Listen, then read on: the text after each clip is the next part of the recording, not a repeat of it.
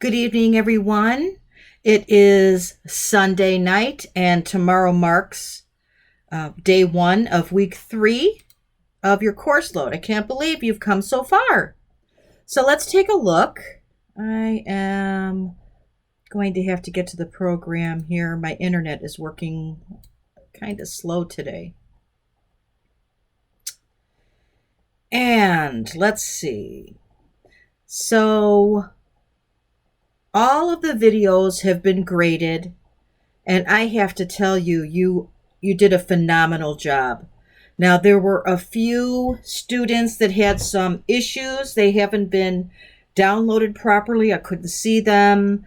Or maybe you thought you downloaded it and it wasn't there. So make sure that you take a look at that and rectify that for the next time, because we want that to be done properly. Follow the same method that you did. Oh, there I am down at the corner. Follow the same method that you did. Unless you heard differently from me. I was really impressed by the videos. You did a great job. The documentation is another thing. So really take the time to look at this PowerPoint on documentation and follow that. Some of you were spot on. You did a great job with your documentation.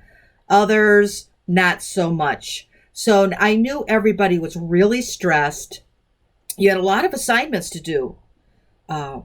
Plus the anxiety of figuring out if you're going to be able to do this video properly. So I was kind of lenient this week. But from here forward, I'm not going to be so.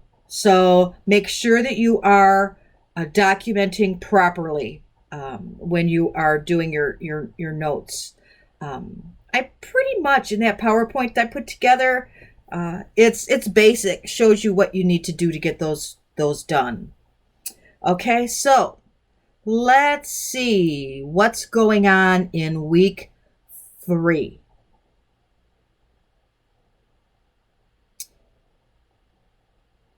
Come on, be good and open.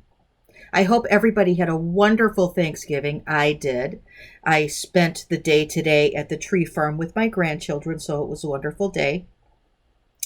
All right, week 3. We are going to start with our devotion, and this plays a part in our daily life, but especially this time of year as we may be reflecting on the season and what it's all about. Now, this week, our lesson is going to be, it's going to be focused on women's health. So breast self-exam and clinical breast exam. Now, I have to tell you, I did a research study when I was getting my master's degree on this particular study. And I have to tell you, it was actually found to have all sorts of bias in it. So I have to tell you that I don't personally take credence in the study that's referenced in our overview, the one that was done in China, only because I know it intimately from all of the research that I did on the topic. I am a huge proponent of clinical breast exam and breast self-exam. One of the things that was not mentioned in this study is that many of the participants of this study lived in environments that predisposed them to developing breast cancers. So I don't want to belabor on that, but that's just your professor's opinion on the study that they've taken note of here. So upon completion of this module, the learner will be able to demonstrate a comprehensive primary care physical examination on a primary care client, document the health history, health risk assessment, and physical examination findings for a primary care client, and formulate a problem list. And you've got your readings and information on breast self-exam and exam of the abdomen and examination of the extremities, pulses, bruits, and phlebitis. Watch these videos And then you're going to perform a physical exam demo and document on the periphery. So let's look at what the expectation is here. And I think that what you did by following, it seems as though the majority of you followed the rubric step by step. Beautiful. I want you to do that. So follow the rubric, do everything that you're supposed to do, and you'll be fine. Don't miss any of those things. I read the notes, and then I have to tell you, I was looking at this rubric, and it is so time consuming to click all of these 32 buttons, or there's actually 50 buttons in here. I elected, now I'm only going to make note when you miss something. So when you look at your score is going to be reflective of what your score is. If you don't get 100%, open up the rubric and then you'll be able to see what you missed points on. Okay, so I will click on these things to let you see what your points on, because I have to tell you, watching the videos, I have 30 students watching the videos at 10 minutes a piece of the videos, and sometimes I have to go back and rewatch them, and then going in and clicking on 50 buttons, it just seems like not a good use of time. So if you have any questions about that, please let me know. And I'm going to talk to Dr. Bruley about getting some of these categories put together. I just don't think you need 50 categories in a rubric. It's great for you guys because it shows you exactly step by step what you need to do. So I do like it for those purposes. All right, let's see. What else do we have here? I'm going backwards. And it's very important for you to let me know what you guys need. Please. I can't read your mind. I don't know what you need help on.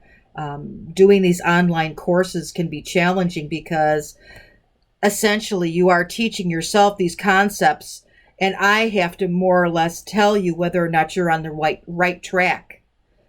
But I will do whatever I can to try and help you along the road. And let's see. Okay, we've got the discussion here.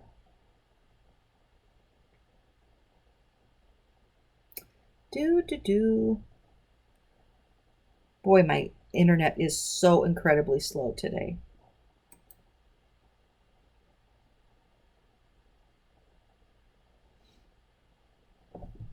All right, so let's look at this discussion.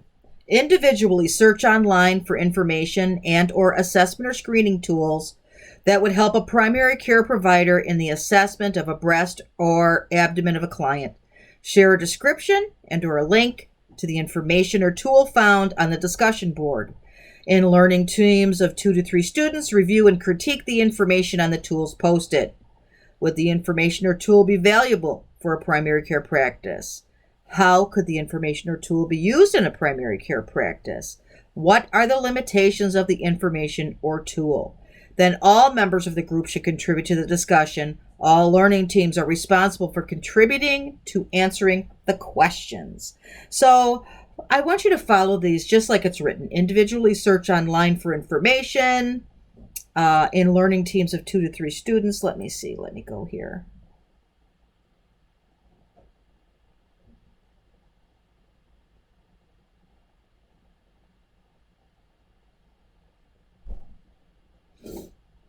We need to do a week 3. And you're going to be in different groups. So that's the one thing that I do have found. I like to mix up the groups.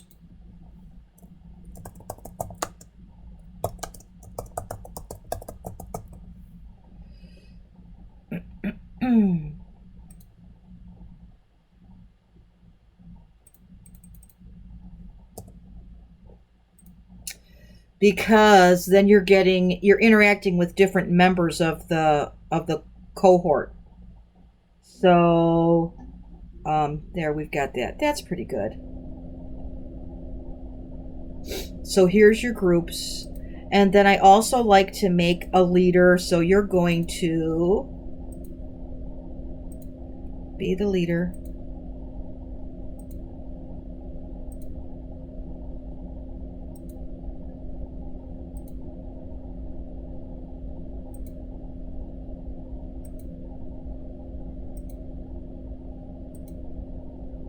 Just ensure that everybody is participating, okay? And then I'm going to open it up on here too. So you'll see that I'll open it up under the assignment as well.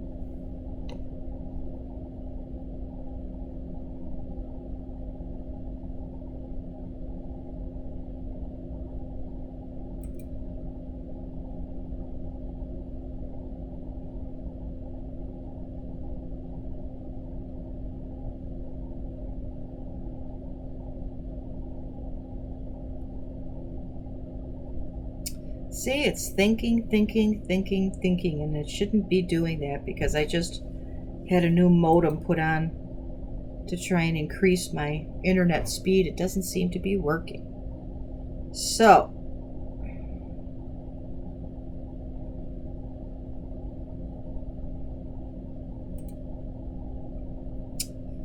all right, so this is where I'm going to.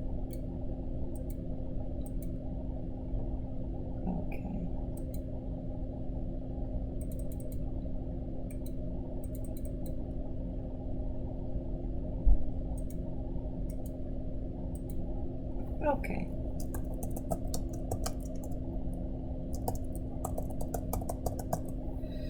And that'll work out there.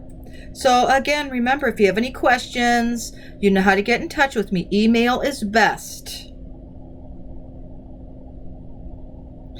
for questions and concerns. So I'm going to let you go, and tomorrow starts week 3.